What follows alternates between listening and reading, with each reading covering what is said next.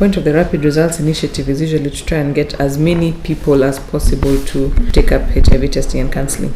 And we worked with the NASCOP to do that. So through the different mechanisms, so from the provincial level, the district level. The idea is a lot of information is put out to the public to know that we are having an RRI, as it's called, that people should take up testing. We use media, we use community mobilization, all types of mobilization to get people to take up the services. And what we do now is make sure that services are available. For example, if we're having an RRI campaign targeting health facilities, we make sure that the health facilities are ready to handle the increased number of people who come to know their status. And when they come to the facility, they need to be given information. So they'll still be given some health education and things like that. They'll be taken through counseling. People have their risk assessment, and then they get risk reduction messaging depending on the kind of individuals who have come. So like right now, there's a campaign in Nairobi for MAPS, most at-risk populations. RRI is for them, to try and get as many of them to know their status. And beyond just testing, we're also going towards reproductive health services. For example, screening for sexually transmitted infections. For sex workers, we're doing cancer of the cervix screening, then just giving them information on family planning and all those other components.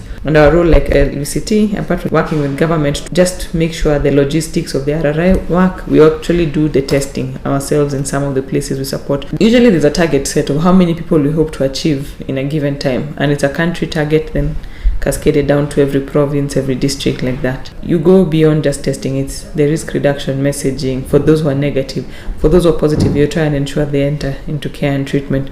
So the early entry into care and treatment, you provide condoms, you combine a whole lot of things and hope to have a better outcome.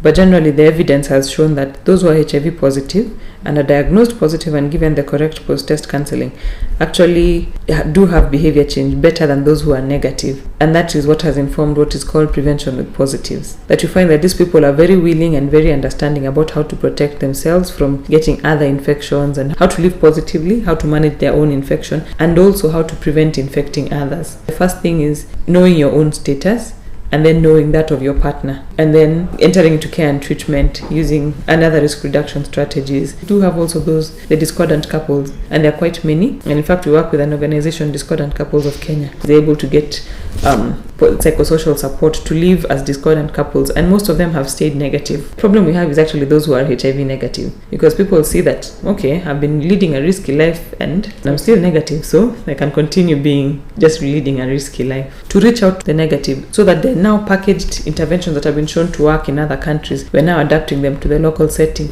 to see how can we now start having behavior change among the negative as well as the positive.